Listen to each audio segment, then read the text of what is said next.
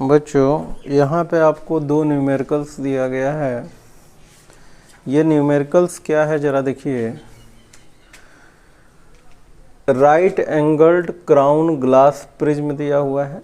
ये जो पहला प्रिज्म है, ये जो दूसरा प्रिज्म है, ये कौन से ग्लास का बना है? क्राउन ग्लास का। आपको पिछले कक्षा में बताया था क्राउन ग्लास का क्रिटिकल एंगल कितना होता है, 41 डिग्री अप्रॉक्स। ठीक, इसको रखा गया है ऑब्जेक्ट के सामने। ऑब्जेक्ट का नाम क्या दिया है बच्चों? P Q. देखिए यहाँ भी इस क्राउन ग्लास प्रिज्म के सामने, यहाँ भी क्राउन ग्लास प्रिज्म के सामने ऑब्जेक्ट पी क्यू रखा गया है बच्चों। पी पे एरो बना है, क्यू वाले ऑब्जेक्ट पे डॉट है। अब कह रहा है कि आप माने रेज के पथ को दिखाइए जो P और Q से चलेगा प्रिज्म के तरफ। P और Q से बच्चों जो प्रिज्म के तरफ जा रहा है ना, तो कैसे रे जाएगा, कैसे उसका रिफ्लेक्शन या रिफ्रैक्शन होगा, यही बच्चों आपसे प्रश्न पूछा जा रहा है। तो बहुत आसान है बच्चों। पहले आप क्या कीजिए, P से ऐसे भेजिए रे। P से तो चारों दिशा में जाएगा, लेकिन हमको कौन से रे से मतलब है? जो प्रिज्म में जा रहा है। तो यहाँ देखिए बच्चों, पहले ये वाले इंटरफेस पे गया, तो यहाँ I कितना है ज़रा बताइए तो? 0 है। तो R भी कितना हो जाएगा बच्चों? 0। इसमें कोई शक नहीं है। बताइए इसका रिफ्रैक्शन होगा या ट्रांसमिशन हो जाएगा? ट्रांसमिशन हो जाएगा बच्चों सिंपली, यानी कि ये जाएंगे ऐसे टकरा जाएंगे यहाँ पे। अब देखिए ज़रा, ये राइट एंगल ट्रायंगल है बच्चों, ये 90 डिग्री है, 45 है, तो ये भी क्या हो जाएगा बच्चों? 45। ये वाली भुजा और ये वाली भुजा क्या हो जाएंगी? बराबर। भले पिक्चर में नहीं दिख रहा है बराबर, लेकिन बराबर मान के चलना है, वो बनाने में कुछ गड़बड़ी हुई है। तो ज़रा बताइए बच्चों, ये 45 है, ये 90 है, तो ये कितना हो जाएगा ज़रा बताइए? 45 डिग्री। अच्छा, इसका भविष्य क्या होगा? यहाँ पे क्या खींचना होगा आपको? नॉर्मल। नॉर्मल कितना डिग्री का कौन बनाता है जी? 90। तो ज़रा बताइए, ये अगर 45 है ये वाला एंगल, तो ये कितना हो जाएगा? 45। और क्रिटिकल एंगल कितना है जी? 41। तो यहाँ जो इस इंटरफेस के लिए, देखिए इस इंटरफेस के लिए एंगल यहाँ क्या है? 45। इंसिडेंस एंगल क्या है जी? 45। जो क्रिटिकल एंगल से क्या है? अधिक है कि कम है जी? अधिक है। तो आप ज़रा बताइए इसका TIR होगा कि नहीं? TIR का मतलब जितना एंगल पे गया है उतना ही एंगल पे रिटर्न। तो कितना एंगल पे गया है जी? 45। तो कितना पे रिटर्न हो जाएगा? 45। तो ये TIR हो गया इसका। ठीक, अब देखिए, अब यहाँ पे आया है बच्चों, तो यहाँ भी तो नॉर्मल आपको खींचना होगा जी। अब ज़रा बताइए, ये 90 है बच्चों, और ये कितना है ज़रा बताइए, बोलिए ज़रा। ये नॉर्मल है ना, तो यहाँ से लेके यहाँ तक कितना हो जाएगा? 90। और 90 में ये 45 है, तो ये भी कितना हो जाएगा? 45। ये भी कितना होगा? 45। तो ये भी कितना हो जाएगा? 45। अपने से बना के देखिए एक बार। तो फिर इसका भी क्या हो जाएगा बच्चों? TIR। इसका भी TIR हो गया बच्चों। तो ये देखिए P से जो रे चला था बच्चों, यहाँ मिल गया P डैश पे। अब कौन बचा है जी? थोड़ा सा जूम कर दें क्या?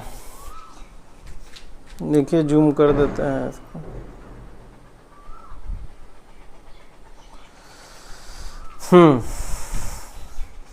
अब Q वाला कैसे बनाइएगा बताइए?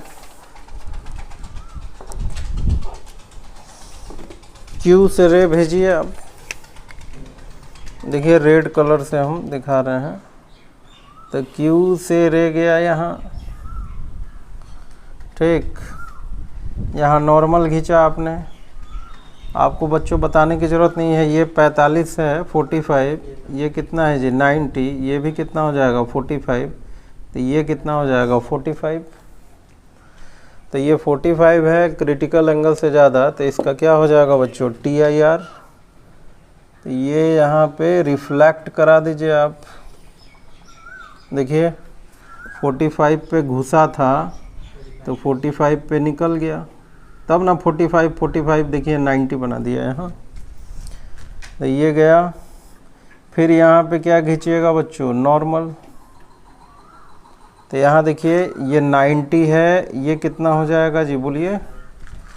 ये यहाँ टोटल इस नॉर्मल से कितना है 90 डिग्री ना, ये वाला 90 है ना, 90 में 45 ये है तो ये भी 45 हो जाएगा। तो ये 45, ये वाला 90, तो ये भी क्या हो जाएगा रेड यहाँ पे 45, तो ये भी क्या हो जाएगा बच्चों 45।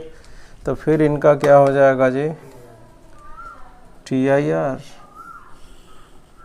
देखिए TIR हो गया बच्चों। अब I बराबर 0 ये मिटा देते हैं हम, R बराबर 0 लिखने की ज़रूरत नहीं है, आप समझ रहे हैं। तो Q डैश देखिए तो कहाँ मिला आपको यहाँ। तो P पे क्या था जी हेड, और Q पे क्या था डॉट। तब P से Q मिला दीजिए आप। तो ये देखिए आपका P डैश Q डैश। ये आपका इमेज क्या हो गया जी यहाँ इन्वर्ट हो गया, इमेज क्या हो गया जी उल्टा हो गया। और कितना डिग्री लाइट का बेंड हुआ है, टर्निंग यानी कि घुमा हुआ है बताइए 180 डिग्री। तो देखिए कल जो 5वां नंबर एप्लीकेशन पढ़े थे बच्चों, उसी पे आधारित तो ये न्यूमेरिकल्स है, कोई बड़ी बात नहीं है इसमें। जो कल वाला टॉपिक समझ गया वो आराम से बना लेगा इसको। अब दूसरा वाला न्यूमेरिकल जरा देखिए तो बच्चों, दूसरा वाला भी यही है। दूसरा वाला में भी P से रे भेजिए, Q से रे भेजिए और बताइए इसका भविष्य क्या होगा। तब P से पहले रे भेजिए, तो यहाँ पे आप भेजिएगा बच्चों तो I 0 है, R भी क्या हो जाएगा 0। ये रे डायरेक्टली जाएगा आपको यहाँ पे। अब इसका बच्चों भविष्य क्या होगा, तो यहाँ पे क्या खींचना होगा आपको नॉर्मल। अब ये वाला एंगल कितना होगा बताइए। तो ये बच्चों 90 है, ये 45 है, तो ये भी क्या हो जाएगा 45, ये क्या हो जाएगा 90, तो ये क्या हो जाएगा 45, तो ये भी क्या हो जाएगा 45।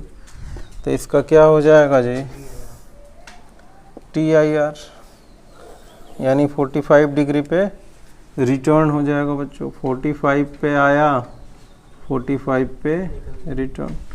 अब देखिए इस वाले रे के लिए इंटरफेस ये है, तो इस वाले रे इस इंटरफेस BC के लिए क्या है इंसिडेंस। तो यहाँ I कितना बनाएगा बोलो 0, तो R भी यहाँ कितना हो जाएगा 0। ये रे ऐसे ही निकल जाएगा, ट्रांसमिट हो जाएगा ये। तो P का रे कहाँ तक पहुँच गया P डैश। उसी तरह Q का कहाँ पहुँचेगा जी,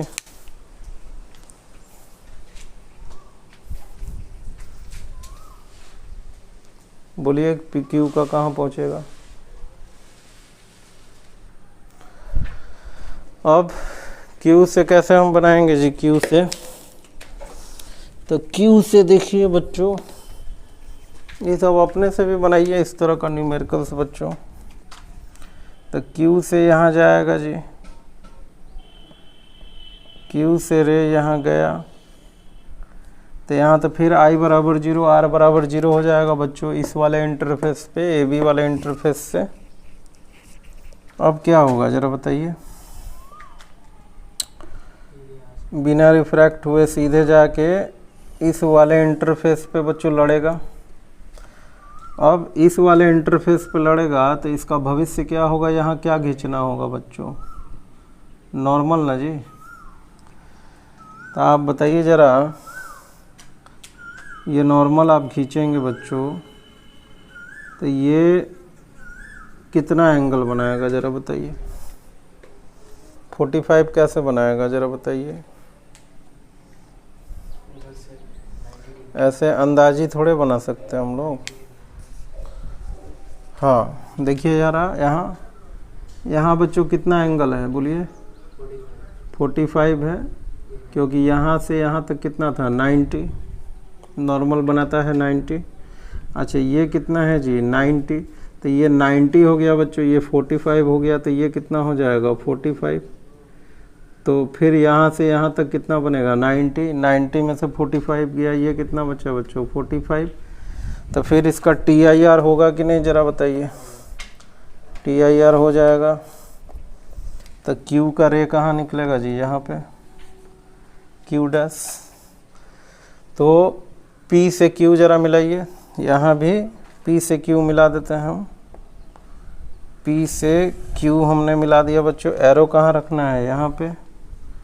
और डॉट कहाँ रखना है? Q पे। तो देखिए तो लाइट कितना से टर्न हुआ बच्चों? यहाँ लाइट का टर्निंग हुआ है कितना 90 डिग्री, और इमेज कितना घूम गया? पहले PQ ऐसे था, अब PQ ऐसे हो गया, तो 90 डिग्री से इमेज भी क्या हो गया आपका? घूम गया। यहाँ क्या है PQ जस्ट उल्टा हो गया था, मतलब पहले मान लीजिए ये P है ये Q है, तो ऐसे हो गया, माने 180 डिग्री से घूम गया इमेज। लेकिन यहाँ कितना डिग्री से घूम गया? 90 डिग्री से। तो इसको इन्वर्ट हम नहीं बोल सकते, उल्टा नहीं बोल सकते हैं, हम इतना बोल सकते हैं कि इमेज भी 90 डिग्री से घूम गया। ठीक, तो इसको देख लेंगे, इसका स्क्रीनशॉट ले लेंगे बच्चों। फिर इसके बाद एक और न्यूमेरिकल सम करेंगे। स्क्रीनशॉट ले लीजिए इसका, बाद में फेयर बनाइएगा। आपको बता दें बच्चों, एक माने 40 मिनट का लेक्चर बनाने के लिए बच्चों हमको कितना देर मेहनत करना पड़ता है? 2 घंटा 2.5 घंटा 40 मिनट को लाने के लिए, है ना। नेट की कनेक्टिविटी देखनी पड़ती है ना। फाइल बहुत बड़ा हो जाता है, फाइल आपका 6 GB का हो जाता है। 40 मिनट का लेक्चर मतलब 6.5-7 GB का पर डे इतना खपत है। उसमें भी कभी कभी नेट सही नहीं होता है। यहाँ देखिए एरो छूट गया है जी, यहाँ पे एरो दे देंगे आप, ठीक है। तो बच्चों अगले न्यूमेरिकल्स को हम थोड़ा देख लेते हैं, ठीक है। चलिए अगला न्यूमेरिकल क्या है बच्चों? यहाँ पे देखिए एक प्रिज्म दिया है, फिर यहाँ पे राइट एंगल्ड, है ना, समकोण प्रिज्म। इसमें कह रहा है ray of light incident on one of the faces of glass prism of angle A has angle of incidence 2a। ये एक प्रिज्म है बच्चों जिसमें एंगल ऑफ इंसिडेंस कितना है? a, और इसमें एक रे ऑफ लाइट जा रहा है जिसका इंसिडेंस एंगल कितना दिखाया है बच्चों? 2a। तो इसको हम दिखा देते हैं, क्वेश्चन में पहले ऑलरेडी दिया हुआ है। तो यहाँ से बच्चों इंसिडेंट रे गया, ये देखिए इंसिडेंस रे गया, है ना। तो यहाँ नॉर्मल आप खींचिएगा तब ना इंसिडेंस एंगल पता चलेगा जी। तो ये इंसिडेंस एंगल कितना बोल रहा है? 2a। ये यहाँ तक क्वेश्चन कंप्लीट। उसके बाद कह रहा है द रिफ्रैक्टेड रे इन द प्रिज्म। देखिए यहाँ पे छूट गया बच्चों, द रिफ्रैक्टेड रे होगा यहाँ, ठीक है। तो द रिफ्रैक्टेड रे in the prism strikes the opposite face, यानी कि ये जो रिफ्रैक्टेड रे है बच्चों अपोजिट फेस को स्ट्राइक कर रहा है, मतलब XZ को स्ट्राइक कर रहा है। ये सब बना के दिया हुआ है चित्र में, है ना।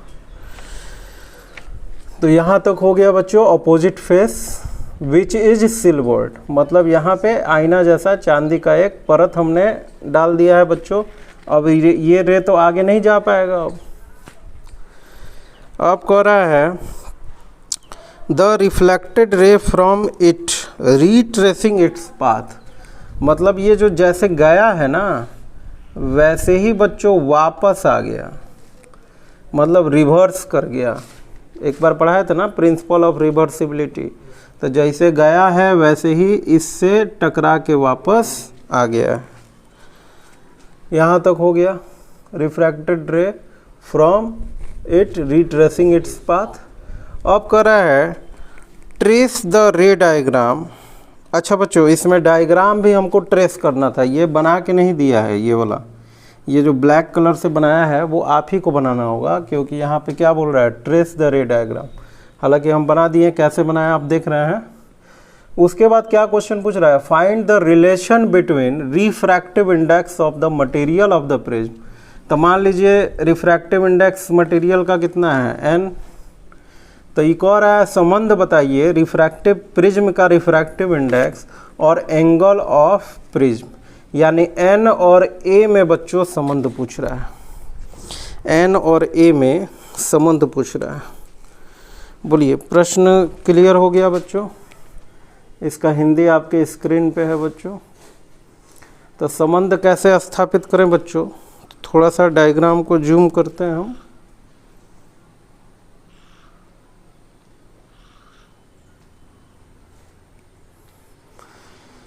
जरा यहाँ देखिए बच्चों, नॉर्मल के साथ ये जो बना है बच्चों, ये इंसिडेंस एंगल है, और ये क्या है जी, नॉर्मल के साथ रिफ्रैक्टेड एंगल। ये बच्चों कितना डिग्री का कोण है, 90। जरा बताइएगा ये वाला कोण कितना हो जाएगा बच्चों?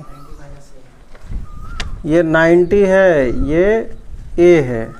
अच्छा, ये वाला कोण कितना होगा जरा बताइए? तो ये वाला 90, तो 90 में से R घटा दीजिएगा तो ही कितना हो जाएगा, 90 माइनस R। बोलिए होगा कि नहीं? ठीक। तो जरा बताइए बच्चों, इस ट्रायंगल में जाइए, इस वाले ट्रायंगल में जाइए तो, और इसमें ज़रा बताइए angle A plus angle 90 plus angle 90 minus R, ये बराबर कितना हो जाएगा, 180 डिग्री। तो A प्लस 90 क्या हो जाएगा जी, 180 माइनस R बराबर 180, कैंसिल।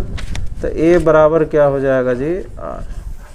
हमको संबंध किस में चाहिए, N और A में चाहिए।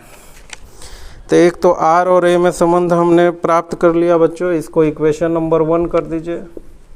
अब हम क्या कुछ करें जी कि हमारा संबंध स्थापित हो जाए, बताइए। अब देखिए बच्चों, इस इंटरफेस पे ज़रा स्नेल का नियम लागू कीजिए। तो using Snell's law at XZ। तो स्नेल्स लॉ, ये तो एयर है ना, कुछ नहीं बोला, मतलब यहाँ क्या है, रिफ्रैक्टिव इंडेक्स 1 एयर है, दिख रहा है ना जी, कट नहीं न रहा है। तो अब ज़रा बताइए 1 इंटू साइन क्या लिखना होगा, 2A, अब बराबर N इंटू क्या लिखना होगा जी, साइन R। तो साइन 2A बराबर N, साइन R के जगह बच्चों क्या लिख सकते हैं, A। हमको N और A में ना संबंध चाहिए जी, मिल नहीं गया यहाँ। N बराबर बताइए तो क्या होगा बच्चों, साइन 2A भागा साइन A। ठीक,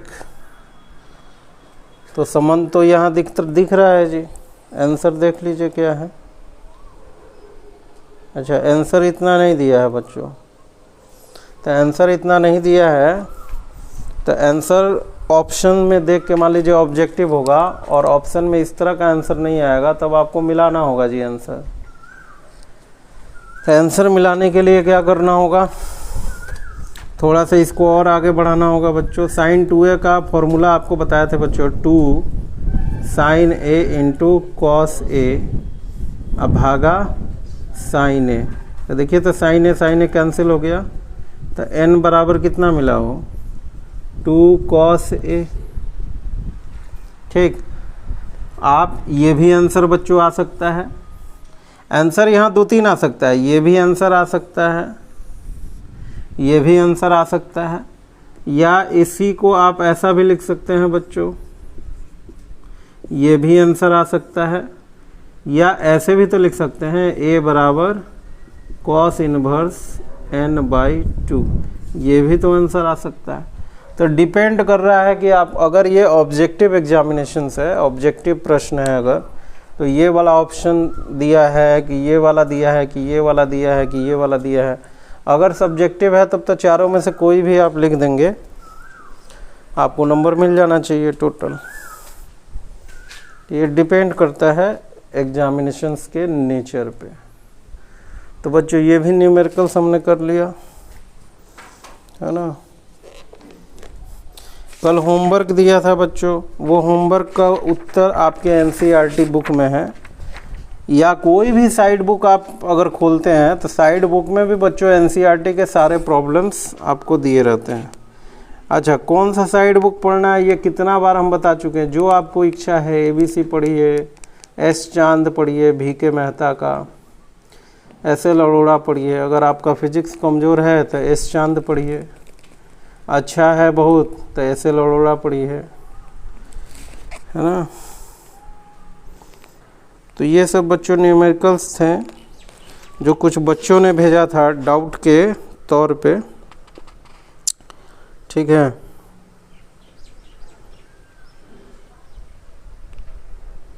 अब देखिए एक एनसीईआरटी एग्जाम्पलर का हम लोग क्वेश्चन इसके बाद करने वाले हैं। इसका स्क्रीनशॉट ले लीजिए ज़रा आप लोग। अगला न्यूमेरिकल देखिए एनसीईआरटी एग्जाम्पलर का आता है, जिससे नीट में खूब पूछा जाता है। अगला न्यूमेरिकल क्या है बच्चों? अगला न्यूमेरिकल में क्या कर रहा है, एक ग्लास प्रिज्म है आपका, जिसका रिफ्रैक्टिव इंडेक्स कितना है देखिए, तो म्यू बराबर √3 दिया है बच्चों, ठीक है। इसका एंगल ऑफ मिनिमम डेविएशन, माने इस प्रिज्म का जो मिनिमम डेविएशन है बच्चों, यानी कि डेल्टा एम, वो किसके बराबर दिया है जी? Is equal to the angle of prism, यानी ए के। कह रहा है find the angle of the prism. Angle of prism का मान कितना होगा? 20 डिग्री, 10 डिग्री, यही पूछ रहा है। तो एक फॉर्मूला बच्चों पढ़ाए थे आपको, म्यू बराबर sine minimum deviation plus angle of prism भागा 2 साइन एंगल ऑफ प्रिज्म भागा 2। तो म्यू का मान यानी एन का मान कितना दिया है जी? √3। अब देखिए डेल्टा एम किसके बराबर है बच्चों? ए के। तो ए प्लस ए कितना हो जाएगा? 2a। और नीचे क्या है जी? a/2। तो यहाँ देखिए 2 क्या हो गया जी? कैंसिल। तो कितना हो गया? साइन a भागा 2। अब देखिए अभी ना फॉर्मूला बच्चों बताए थे, साइन a का वैल्यू कितना हो जाएगा? 2 साइन a भागा 2 कॉस a भागा 2। ये फॉर्मूला बच्चों याद रखें, है ना। साइन थीटा बराबर क्या होता है? 2 साइन θ/2 इंटू कॉस θ/2। मतलब यहाँ जो एंगल है ना, जस्ट उसका आधा। मान लीजिए जैसे साइन 4θ लिखते हैं, तो साइन 4θ बराबर क्या हो जाएगा? 2 साइन इसका आधा यानी कि 2θ कॉस 2θ। तो वही हमने फॉर्मूला यहाँ अप्लाई कर दिया बच्चों। साइन a/2 जैसे था वैसे ही लिख दिया। ये देखिए तो कट गया कि नहीं साइन a/2। तो फाइनली बच्चों कितना बचा देखिए ज़रा, √3 बराबर कॉस a/2 और 2 ये वाला बचा। अब इस 2 को इधर ले आइए आप, कॉस a/2। अब जरा बताइए कॉस कितना डिग्री बराबर √3/2 होता है? कॉस 60 डिग्री का मान 1/2 होता है। कॉस 30 डिग्री का मान कितना होता है बच्चों? √3/2। तो √3/2 के जगह हम क्या लिख दिए? कॉस 30 डिग्री, और इसको ज्यों का त्यों लिख दिए। कॉस रिमूव कीजिए, 30 डिग्री बराबर कितना हो जाएगा? a/2। तो a बराबर कितना हो जाएगा बच्चों? 60 डिग्री। तो इस तरह के छोटे छोटे प्रश्न जो है, बिहार बोर्ड स्पेशल है, इस तरह का बिहार बोर्ड खूब पूछता है बच्चों, ये भी है ना।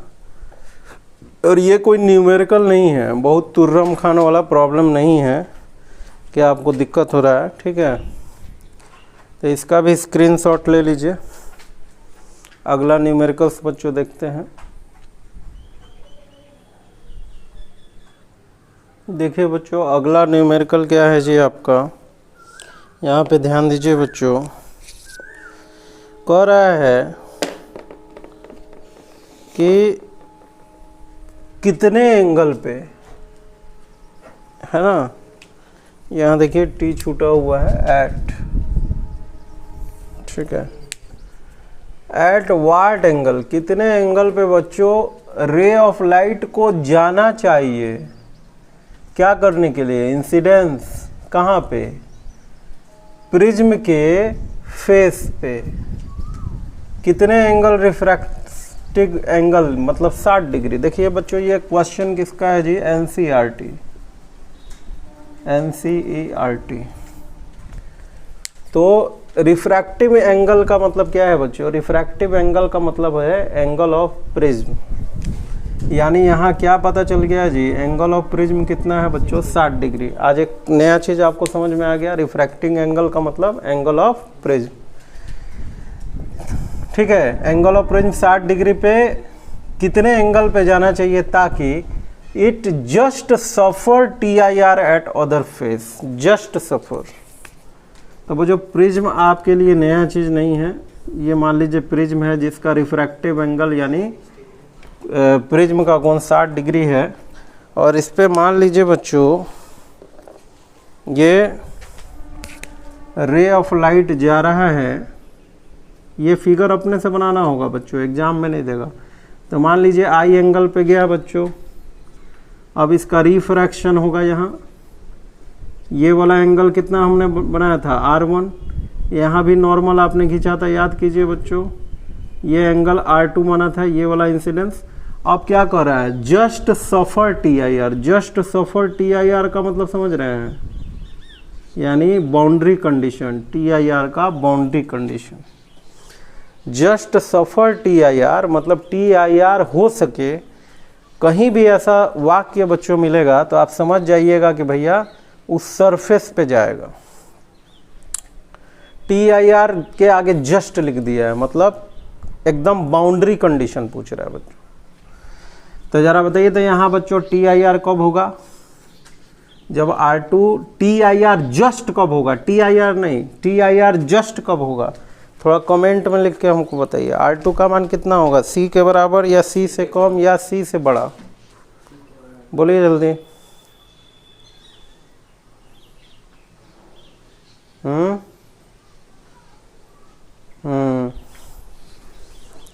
R2 का मान किसके बराबर होगा जी, C के, C से बड़ा होगा तब तो TIR हो जाएगा, अंदर कैद हो जाएगा, C से कम हो जाएगा तो बाहर चला जाएगा। आज जस्ट सफर TIR का मतलब है कि R2 का मान कितना होना चाहिए, C के बराबर, तब ना उधर जाएगा आपका।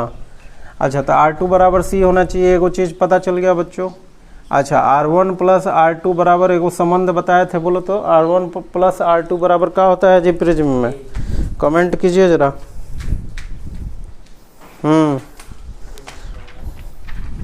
थोड़ा जल्दी जल्दी कमेंट कीजिए, कितना होगा जी, A के बराबर। तो तनी देखिए तो बच्चों R1 बराबर कितना हो जाएगा, A माइनस R2, तो R1 बराबर कितना हो जाएगा, A माइनस C। एगो ये भी संबंध बच्चों मिला। अब जरा बताइए, ग्लास कौन सी का बना होगा जी, प्रिज्म कौन सी का बना रहता है, ग्लासे का ना बच्चों। तब प्रिज्म ग्लास का बनता है, या तो क्राउन का बना होगा या तो फ्लिंट का बना होगा। और दोनों का क्रिटिकल एंगल बच्चों पिछले कक्षा में बताए थे आपको। तो मान लीजिए थोड़ी देर के लिए किसका बना है, क्राउन का। तो सपोज यहाँ एक लाइन लिख देंगे, suppose glass is of type crown. तो जरा बोलिए तो क्राउन के लिए C कितना हो जाएगा, जल्दी बोलो। A कितना है पहले देखो, 60, और C कितना हो जाएगा जी, 41। तो 60 में से 41 घटाओ तो 19 डिग्री। हमको R1 मिल गया बच्चों।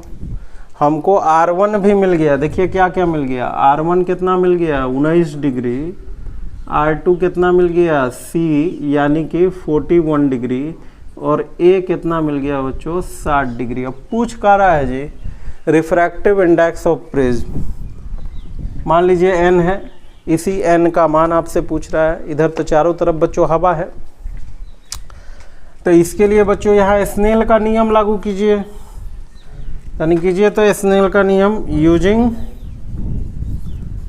स्नेल लॉ,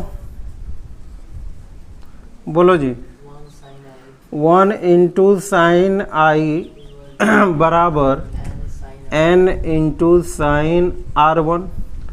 अब देखिए बच्चों साइन आई का तो माने नहीं पता है जी। अब आई जब तो n पता है कि नहीं, n भी, अच्छा ना ना ना ना ना, रिफ्रैक्टिव इंडेक्स नहीं पूछ रहा है बच्चों। रिफ्रैक्टिव इंडेक्स ऑफ प्रिज्म तो दिया है बच्चों 1.524, तो हमको n भी पता है, R1 भी देखिए तो पता है 19 डिग्री।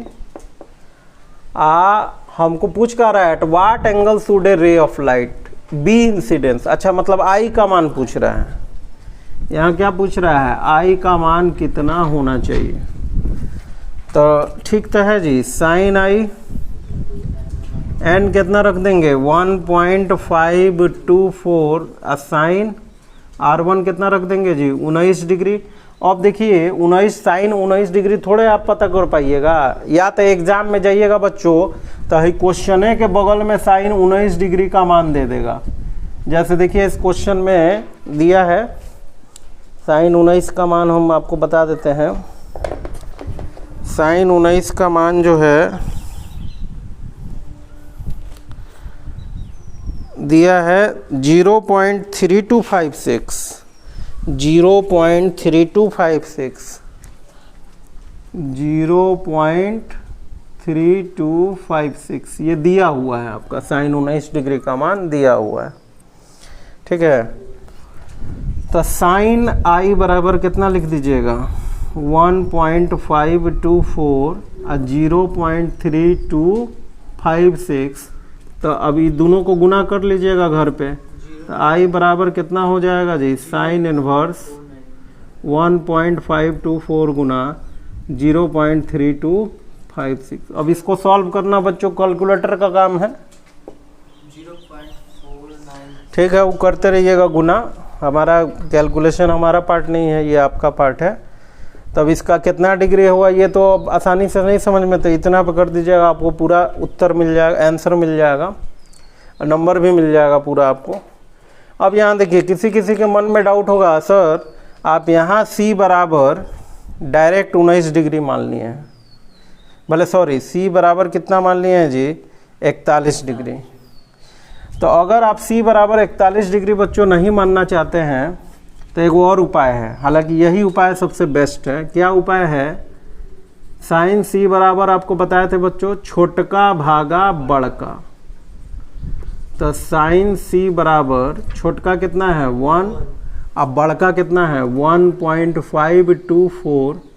तो यहाँ जब C का वैल्यू जब सॉल्व कीजिएगा ना तो ये आ जाएगा कितना 41 डिग्री। हालांकि आप भी जानते हैं बच्चों ये सॉल्व करना आपके बस का बात नहीं है एग्जाम में, और कहाँ से सॉल्व कर लीजिएगा बिना कैलकुलेटर के मदद से, यहीं पे आप फंस जाइएगा 41 डिग्री। इसलिए बच्चों पिछले कक्षा में हमने आपको बताया था क्राउन ग्लास का भी रिफ्रैक्टिव इंडेक्स याद कर लीजिए, आप फ्लिंट का भी याद कर लीजिए। हैजा एकदम तेज का लड़का पकड़ लेगा कि किसका रिफ्रैक्टिव इंडेक्स है, क्राउन ग्लास का। किताब से दोनों वैल्यू देख के रट लेना है।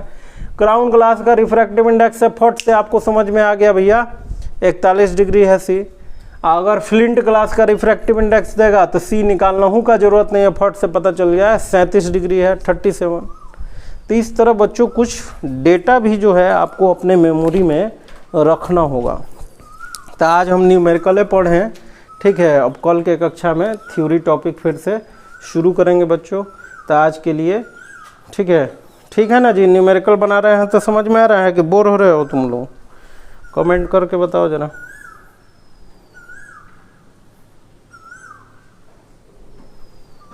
कुछ लोग रेगुलर कक्षा नहीं कर रहा है जी, बताइए। एगो काम कीजिए, आज जितना न्यूमेरिकल हम बोले हैं ना, सब आज के क्लास का पूरा फेयर कॉपी जो है फटाफट हमारे व्हाट्सएप पे तनी भेजिए। तो आज हम देखना चाहते हैं कि कौन कौन आज पढ़ रहा है, कितना बच्चा पढ़ के जो पढ़ेगा वही। कुछ बच्चा है कि बस ये लेक्चर देख रहा है, 2 दिन पहले का आज देख रहा है, फिर 5 दिन बाद देख रहा है। तो आज आप भेजिए हमारे व्हाट्सएप पे। आज आपका होमवर्क है बच्चों, रात में 9 बजे से पहले हमारे व्हाट्सएप पे आ जाना चाहिए आपको आज का लेक्चर पूरा एकदम बढ़िया ब्लू नीला कलम से, तब हमको पता चल जाएगा कितना लोग सेम डे में लेक्चर देख रहा है। ठीक है बच्चों, और कोई डाउट होगा तो आप भेजिएगा, ठीक है। चलिए।